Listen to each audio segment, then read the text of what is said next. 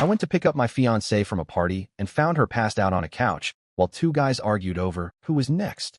One of them looked at me and said, "Bro, she didn't say she was engaged," when she suddenly woke up and saw us. I checked my phone for the 7th time in 20 minutes, and still nothing from Iris. The last message I had sent asked if she was ready to be picked up, and that was 40 minutes ago. She had been at her coworker's birthday party across town since 6 in the evening, and now it was nearly midnight. We had agreed I would come get her around 11 because she wanted to drink and have fun without worrying about driving home. That was fine with me because I had spent the evening finishing up some work projects anyway. The drive to the address she had given me took about 30 minutes through mostly empty streets. The party was at someone's townhouse in a neighborhood I did not know very well, and when I pulled up, I could see lights on inside and hear music thumping through the walls. A few people were smoking on the front steps, and they barely looked at me as I walked past them into the house. Inside was chaos in the way that parties always are when they have gone on too long.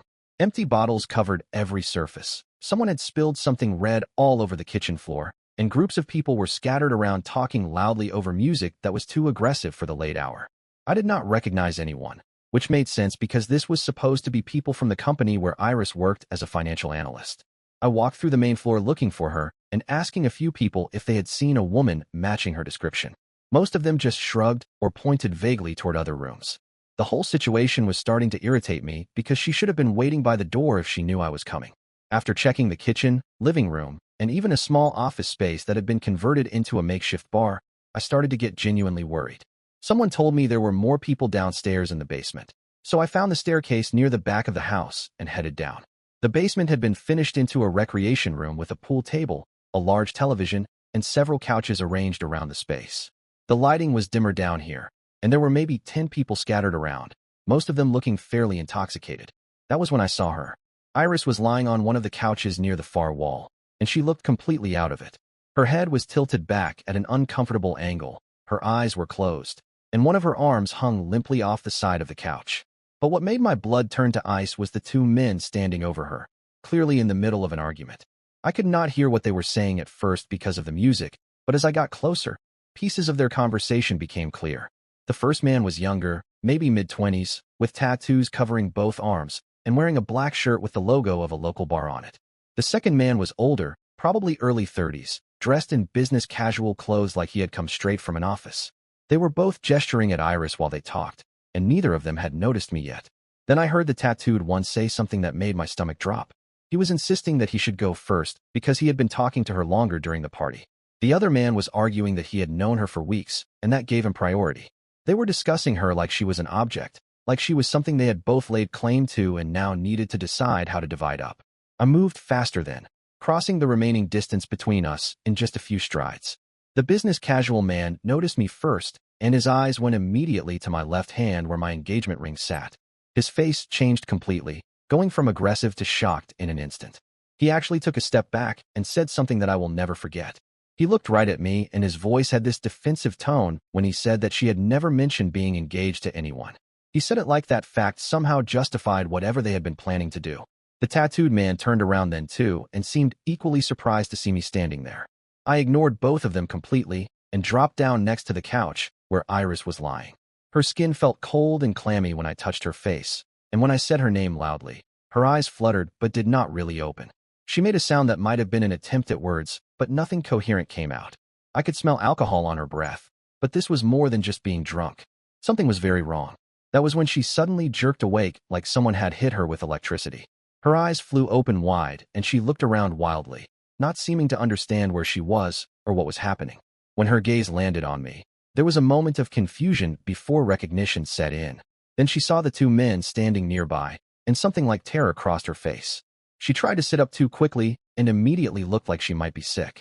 I helped steady her while asking what had happened and if she was okay. Her words came out slurred and disconnected.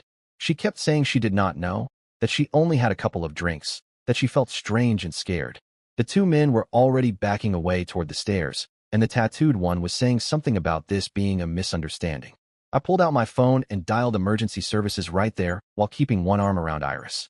When the operator answered, I explained that my fiancée appeared to have been drugged and that there were two men who had been planning to assault her.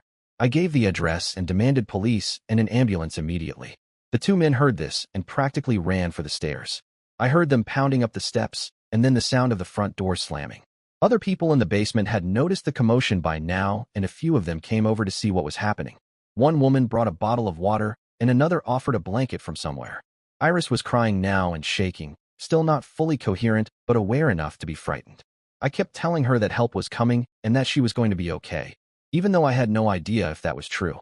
The paramedics arrived within 10 minutes, and the police were right behind them. The paramedics checked Iris's vital signs and decided she needed to go to the hospital immediately. They loaded her onto a stretcher while police officers started securing the scene and asking questions. I rode in the ambulance with her, holding her hand the entire way while she drifted in and out of consciousness. At the hospital, they took her back immediately for treatment and testing. A nurse came out after about 30 minutes to tell me they were running a full toxicology screen and that the doctor suspected she had been given something called GHB based on her symptoms.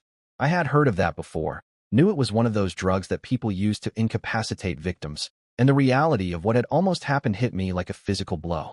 2 police officers arrived at the hospital and asked if they could speak with me about what I had witnessed.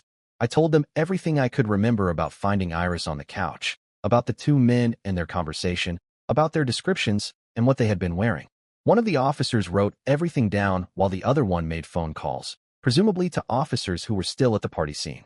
They told me that they had detained several people at the townhouse and were reviewing security camera footage from both inside and outside the property. Apparently, the homeowner had an extensive camera system installed. They said they would need to speak with Iris as well once she was stable enough to give a statement. It was nearly 3 in the morning when a doctor finally came out to talk to me. He confirmed that the toxicology screen showed GHB in her system at levels that could have been dangerous. He said she was stable now and awake, and that I could see her. He also mentioned that they had called in a counselor from the Victim Services Unit because of the nature of the incident. When I walked into her hospital room, Iris looked small and fragile under the harsh fluorescent lights. She had an 4 in her arm, and her mascara was smeared down her face from crying. When she saw me, she started crying again and reaching for me. I sat on the edge of her bed and let her hold on to me while she kept saying over and over that she was sorry, that she did not know what had happened, that she had only had 2 drinks all night. The police came in shortly after that to take her statement. She told them she remembered being at the party, remembered talking to various people including the 2 men I had described, but that everything after about 10 o'clock was fuzzy and unclear. She said she remembered accepting a drink from someone, but could not remember who. She did not remember going down to the basement or lying down on the couch. She did not remember anything until she woke up and saw all of us standing there. Before the officers left, they told us they had identified both men from the security footage and from descriptions given by other partygoers. The tattooed man was named Kyle, and he worked as a bartender at a venue downtown. The business casual man was named Brett, and he worked in the same office building as Iris, though apparently for a different company on another floor. They said they would be bringing both men in for questioning within the next few hours. We left the hospital as the sun was coming up. Iris was quiet during the drive home, staring out the window with a blank expression. I kept glancing over at her, trying to figure out what to say, but everything felt inadequate.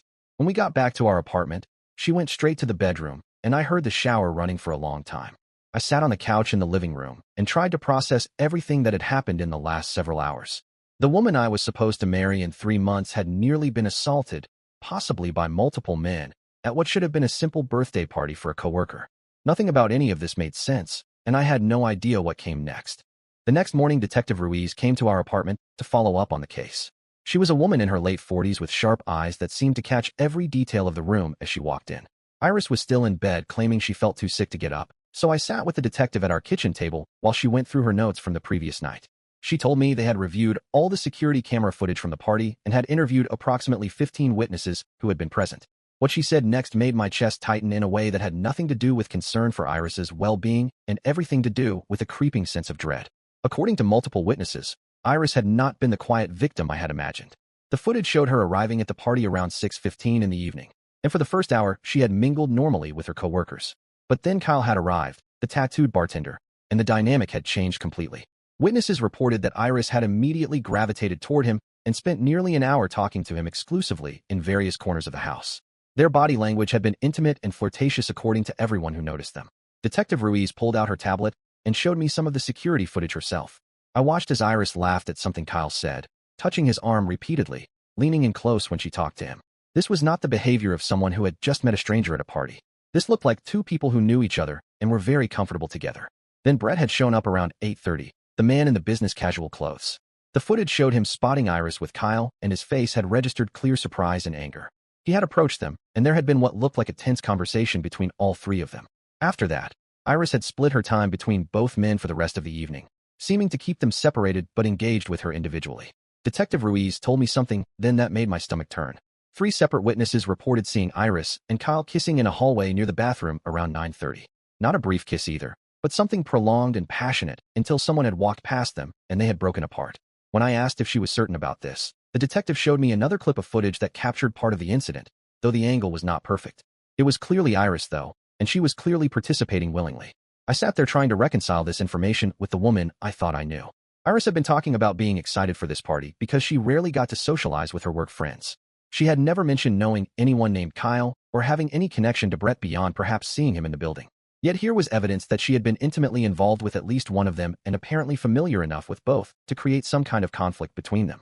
The detective said she needed to interview Iris directly and asked if I could wake her up. When I went into the bedroom, Iris was actually awake and staring at the ceiling. I told her the detective needed to speak with her and she needed to come out to the living room. She protested at first, saying she still felt terrible and did not remember anything useful. I told her it was not optional and that the police had information she needed to address. Iris wrapped herself in a blanket and came out to sit on the couch.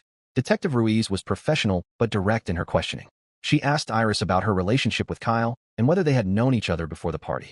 Iris claimed she had only met him that night when he arrived. The detective then asked about the kissing incident, and Iris's face went pale. She insisted she did not remember that happening and that if it did happen, she must have already been drugged by that point. Detective Ruiz pointed out that the timestamps on the footage showed the kissing occurred at 9:32. But Iris had not started showing obvious signs of impairment until after 10:15. She asked again about the nature of Iris's relationship with Kyle. Iris became defensive and said she might have been flirting because she had been drinking, but that did not mean anything significant. She said lots of people flirt at parties, and it did not mean she deserved what almost happened to her.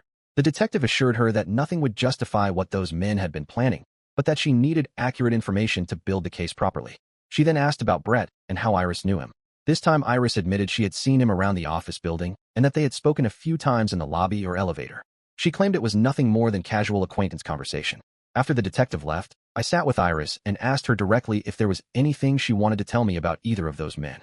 She got upset and accused me of not believing her or supporting her after a traumatic experience. She said I should be focused on the fact that she had been drugged and nearly assaulted, not on whether she had been friendly with people at a party. Then she went back to the bedroom and locked the door. I spent the rest of the day feeling increasingly disconnected from reality. That evening, Iris's best friend Sadie called to check on her. I told Sadie that Iris was resting and asked if I could talk to her about something. There was a long pause before Sadie agreed. I asked Sadie if Iris had mentioned anything about knowing Kyle or Brett before the party. Another long pause followed, and then Sadie said something that confirmed my growing suspicions. She told me that Iris had been complaining about the engagement for months. She said Iris had expressed doubts about getting married and had even mentioned wanting to cancel the wedding but being afraid of the social embarrassment and the financial loss from deposits already paid. Sadie seemed reluctant to continue, but I pressed her. She finally admitted that Iris had mentioned meeting someone a few weeks ago who made her feel excited again, the way she had felt when we first started dating. Sadie claimed she had told Iris to break things off with me honorably if she was not happy, but Iris had said it was more complicated than that. Sadie did not know any more details, and said she had assumed Iris would work through her feelings and move forward with the wedding as planned. After that conversation, I did something I am not proud of but felt necessary. Iris and I shared a laptop for household finances and some other joint accounts, and everything backed up to a cloud service. I logged into the backup and started looking through files that had been deleted from the main system. It took me about an hour to find what I was looking for. There were text message backups from Iris's phone that she had apparently deleted from her device, but which had been captured by the automatic cloud sync before deletion. The messages went back almost 6 weeks and were between Iris and a contact saved only as B. The content made it clear that B was Brett and that they had been communicating regularly during that entire time. The messages started friendly and professional, talking about work and office gossip, but they quickly became more personal and then overtly flirtatious. Brett had asked her to meet him for coffee, and she had agreed. They had met at least 4 times based on the messages, always at locations far from where either of them worked or lived. The conversations grew increasingly intimate, with Brett telling Iris he had been attracted to her since the first time he saw her, and Iris responding that she felt the same way, but that her situation was complicated. In one particularly revealing exchange from 2 weeks before the party, Brett had asked Iris when she was going to tell her fiancé about them. Iris had responded that she was working on an exit strategy but needed to time it right. She said she could not just walk away from the wedding without a good reason because too many people were involved and too much money had been spent. Brett had suggested she could simply tell me she had fallen for someone else. but Iris had said that would make her look like the bad person, and she wanted to avoid that if possible. The final messages from the day of the party showed Brett asking if Iris was still coming and mentioning that he was looking forward to finally being public about their relationship. Iris had responded that she would be there, but that he needed to be patient because the timing had to be right. I sat staring at the computer screen, feeling like the floor had disappeared beneath me. The woman I was planning to marry had been conducting some kind of affair while actively planning how to end our engagement in a way that would not make her look responsible. And somehow Qley fit into this picture as well, though I still did not understand that connection. The next day, Detective Ruiz called to tell me they had brought both men in for questioning and that their statements had raised additional questions. She asked if I could come down to the station to discuss some new information. When I arrived, she sat me down in a private room and told me that Qley had a very different story to tell about his relationship with Iris. According to Qley, Iris had been coming to his bar regularly for the past 3 months. She always came alone, always sat at the bar rather than a table, and always flirted heavily with him throughout the evening. He said she had given him her number after the second visit, and they had been texting regularly since then. She had specifically invited him to the party, telling him it was a work event and that he should come because she wanted to see him outside the bar environment. Qley provided his phone as evidence, and the text history supported everything he said. There were messages from Iris spanning months, including several that were explicitly romantic in nature. She had sent him photos of herself, had made suggestive comments about what they could do together, and had repeatedly expressed frustration about being stuck in a relationship that made her unhappy. Detective Ruiz told me the working theory now was that Iris had been involved with both men simultaneously, that neither of them had known about the other until they both showed up at the party, and that the argument I had witnessed was them confronting each other about being played by the same woman. As for the drugging, they had identified another person at the party who had been selling substances to partygoers who wanted to enhance their experience. This person had admitted to spiking several drinks that night for people who had requested it, and believed he might have mixed up which glass was intended for which person. Iris may have received a drugged drink that was meant for someone else entirely. I spent the next week feeling like I was living in someone else's nightmare.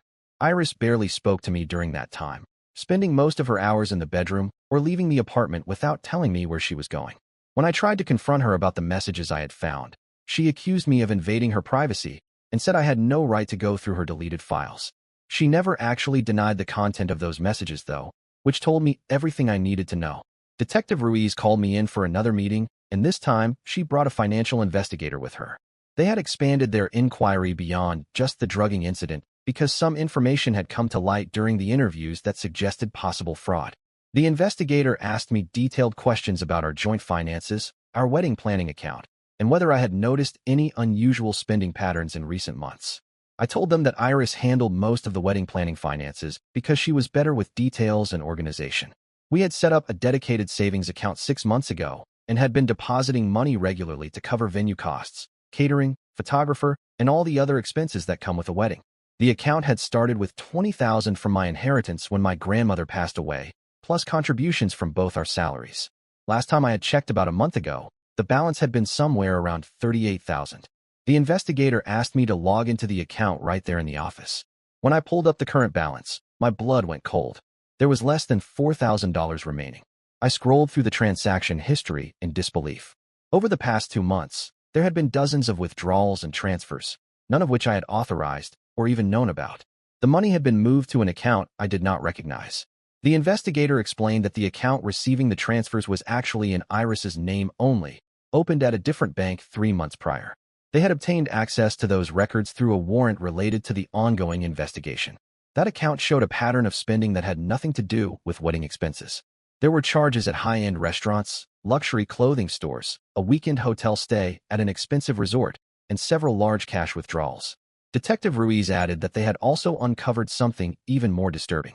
Approximately 6 months ago, I had been made the beneficiary on a life insurance policy through my employer that was worth $500,000. This was standard procedure, and I had filled out the paperwork during open enrollment, listing Iris as the primary beneficiary since we were engaged to be married.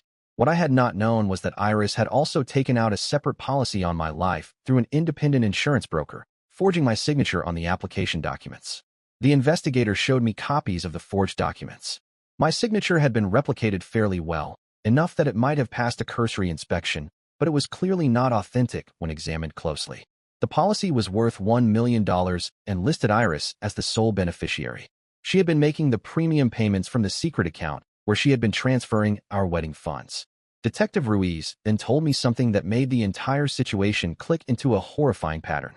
During their investigation into Iris's activities over the past several months, they had subpoenaed her phone records and internet search history. What they found was deeply troubling. Iris had been researching accidental death scenarios, looking up statistics on various types of fatal accidents, and reading articles about insurance payouts and how they were processed. Most damning of all, she had been in contact with a private investigator who specialized in insurance fraud cases. The investigator had initially thought Iris was trying to hire him to investigate a potential fraud, but their communications suggested something different. She had been asking hypothetical questions about how insurance companies investigate claims, what would trigger suspicion, and how to make accidental deaths appear more credible. The investigator had become uncomfortable with the line of questioning and had stopped responding to her messages, but he had kept records of their conversations. When confronted with this evidence, the investigator had cooperated fully with police and provided everything he had. He stated clearly that he believed Iris had been planning something illegal and that he wanted no part of it. His testimony would be crucial in building the case against her. I sat in that police station office trying to absorb the reality that the woman I had been planning to marry had apparently been planning my death. The detective explained that the current theory was that Iris had created a complex scheme to extract herself from the engagement while maximizing her financial benefit. The relationships with Qley and Brett had been part of establishing a pattern of behavior that could be used later, perhaps to claim abuse or emotional distress if needed. The life insurance policies were clearly the main goal. The drugging incident had thrown all of her plans into chaos. She had likely intended to create some kind of scenario at the party that would justify breaking the engagement, possibly by claiming I had been controlling or jealous, but the actual drugging had taken control away from her. When Brett and Qley discovered each other and realized they had both been manipulated, their confrontation had created a situation she could not manage. My arrival and the subsequent police involvement had exposed everything she had been trying to keep hidden.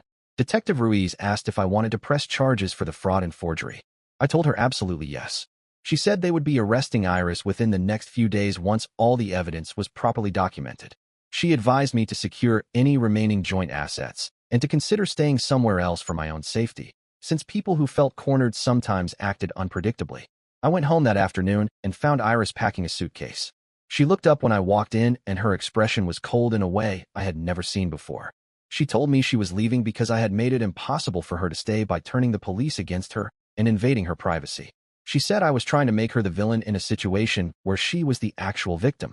I told her I knew about the life insurance policy, the forged signatures, the money stolen from our wedding account, and the search history about accidental deaths. Her face went through several expressions rapidly, from shock to anger to something that looked almost like grudging respect that I had figured it out. Then she said something I will never forget. She told me that I had always been too trusting and too naive, and that those qualities had made me an easy target. She said the engagement had been strategic from the beginning because she had recognized that I came from a family with money and assets, even though I personally lived modestly. She had planned to marry me, wait a few years, and then engineer a divorce that would leave her financially secure. But then she had realized that an accidental death would be simpler and more profitable than a divorce, especially since I had no siblings and my parents were both deceased. She said all of this in a matter-of-fact tone, like she was explaining a business decision. The relationships with Qley and Brett had been about maintaining appearances and creating alibis. She had needed people who could testify that she was unhappy in the relationship, that I was potentially unstable or controlling, whatever narrative she decided to use when the time came. The party was supposed to be a public event where she could establish herself as someone struggling in her personal life before whatever incident she had planned for me. I stood there listening to this confession and realized I was looking at a complete stranger.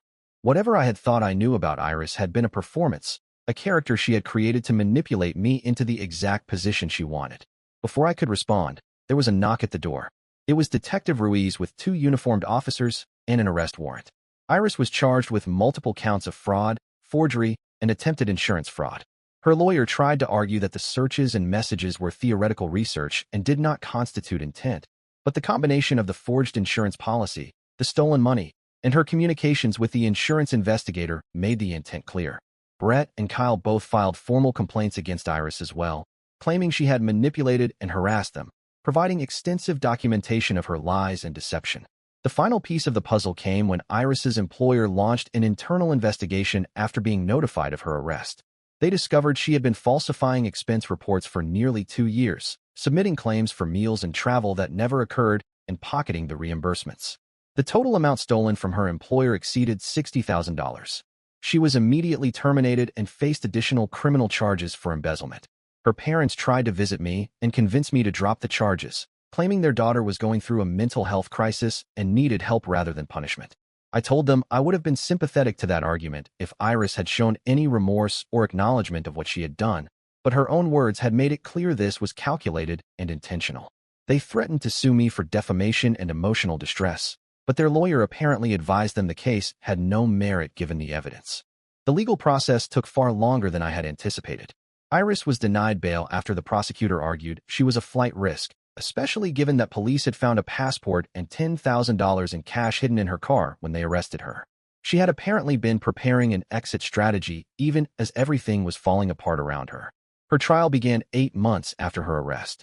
I had to testify about our relationship, the engagement, and my discovery of all her deceptions.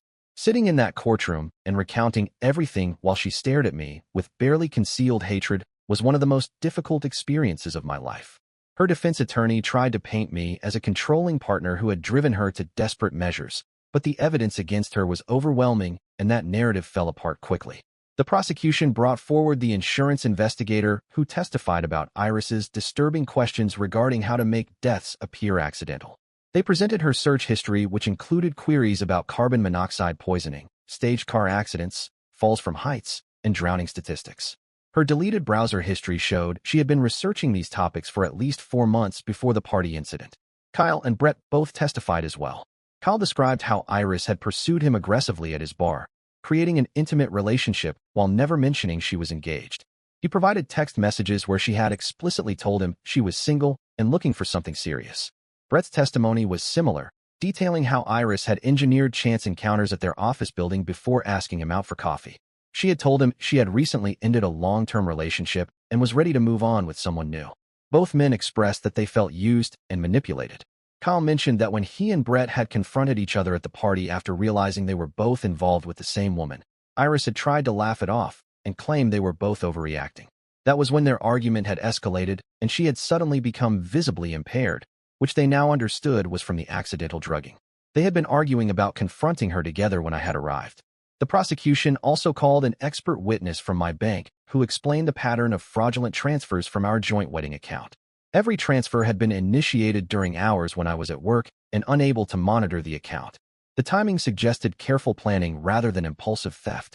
The expert testified that the total amount stolen was $43,000 when accounting for all transfers and withdrawals. Representatives from Iris's former employer testified about the expense report fraud they had uncovered. Their forensic accountant had traced false claims going back 27 months, totaling just over $62,000. They presented examples of reports claiming meals in cities where Iris had never traveled and hotel stays during periods when she had been working from the office. The fraud had been sophisticated enough to avoid automatic detection, but obvious once examined by human investigators. The trial lasted 3 weeks. During that time, I learned details about Iris's life that I had never known. Her college roommate testified that Iris had been expelled from their sorority for stealing from other members. A former boyfriend came forward to describe how Iris had taken out credit cards in his name and destroyed his credit before he discovered what was happening. There was a pattern of behavior going back years that I had been completely blind to. When the verdict came back, Iris was found guilty on all counts including fraud, forgery, embezzlement, and conspiracy to commit insurance fraud. The judge sentenced her to 6 years in state prison with the possibility of parole after 4. She was also ordered to pay full restitution to both me and her former employer, though her attorney argued she had no assets with which to pay. The judge placed liens on any future earnings and assets she might acquire. Iris's parents did attempt to sue me for emotional distress and defamation, claiming I had destroyed their daughter's reputation and future. Their case was dismissed within 3 months when the judge ruled that truthful testimony in a criminal proceeding cannot constitute defamation and that I bore no responsibility for the consequences of Iris's own criminal actions. They were ordered to pay my legal fees for defending against their frivolous lawsuit. My own financial recovery took much longer. The money Iris had stolen from our wedding account was never fully recovered because she had spent most of it. I received approximately $8,000 from the liquidation of items she had purchased with the stolen funds, but the rest was simply gone. The wedding deposits I had paid were also lost since I obviously canceled everything. Between the stolen money and the lost deposits, I was out roughly $60,000. The credit damage from the forged insurance policy and some credit card accounts she had opened in my name took 2 years to fully resolve. I had to file multiple fraud reports, dispute charges with various creditors, and work with a credit repair service to restore my financial standing. The process was exhausting and expensive, requiring legal assistance that cost thousands more. I moved out of the apartment Iris and I had shared, unable to stay in a place with so many memories of a relationship that had been a complete fabrication. I relocated to a different city about 3 hours away where I had been offered a job opportunity. Starting over in a new place felt like the only way to truly move forward from everything that had happened. Therapy became a regular part of my life. I spent 2 years working with a counselor who specialized in helping victims of fraud and manipulation. The psychological impact of discovering that someone you loved and trusted had been planning your death was not something I could process alone. I struggled with trust issues, paranoia about new relationships, and recurring nightmares where I relived finding Iris on that couch or discovering the forged insurance documents. Through therapy, I eventually joined a support group for people who had been victims of financial fraud by intimate partners. Hearing other people's stories helped me understand that I was not uniquely foolish or blind. Predatory people who target others for financial gain are often extremely skilled at deception. They create believable personas and exploit normal human desires for connection and trust.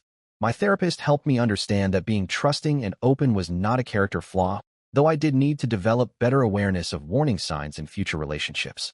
I met someone new about 2.5 years after Iris's conviction.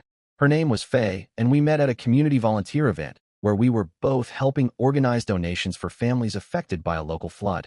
She was patient with my hesitation about getting involved in anything serious and understood when I explained my history. We took things very slowly, building genuine friendship before considering anything romantic. When Iris became eligible for parole after serving 4 years, I was notified and given the opportunity to provide a statement at her parole hearing. I took time off work and traveled back to attend in person. Iris looked different after 4 years in prison, harder and older than her actual age. When given the chance to address the parole board, she offered what sounded like a rehearsed apology that focused more on her own suffering than on the harm she had caused. I provided my statement explaining the lasting impact her actions had on my life, the financial devastation, the psychological trauma, and the years of recovery I had required. I told the board that while I had personally moved forward, I believed Iris remained a danger to anyone who might become involved with her in the future. The parole board denied her release, requiring her to serve the remainder of her sentence. During the months that followed, I learned through mutual acquaintances that Iris's life after prison was not going well. She was released after serving her full 6-year sentence and emerged with no job prospects, no savings, and a criminal record that made employment difficult. Her parents had largely disowned her after the failed lawsuit cost them significant money in legal fees. She declared bankruptcy within months of release, unable to pay the restitution she owed or support herself with the minimum wage jobs available to convicted felons. Brett and Kyle had both moved on with their lives as well. Brett had transferred to a different office in another state shortly after the trial, apparently wanting distance from the entire situation. Kyle had eventually married someone he met through friends and now managed his own bar. Neither of them had maintained any contact with each other after their shared experience with Iris, though they had both been relieved when she was convicted. I maintained the restraining order against Iris even after her release from prison. My attorney advised that it was a sensible precaution given her history of manipulation and potential desire for revenge. I never heard from her directly, though I did receive one letter forwarded through my lawyer about 18 months after her release. The letter attempted to explain her actions as the result of a difficult childhood and mental health issues, asking for forgiveness and the removal of the restitution liens. My attorney advised me not to respond, and I followed that advice. 3 years after Iris's release from prison, Faye and I got married in a small ceremony with just close friends and family present. It was nothing like the elaborate wedding Iris and I had been planning, and that felt appropriate. This relationship was built on honesty, patience, and genuine connection rather than performance and deception. I had learned to trust again, though more carefully and with better boundaries. I eventually learned that Iris had been arrested again 2 years after her release for attempting to defraud an elderly man she had befriended at a church group. She had convinced him to make her a beneficiary on his accounts and had forged documents to accelerate the process. A concerned family member had noticed the discrepancies and reported her to authorities before she could complete the theft. She was convicted again and received an 8-year sentence for elder fraud, which she was currently serving. The entire experience taught me that some people view relationships purely as transactions and other people purely as resources to be exploited.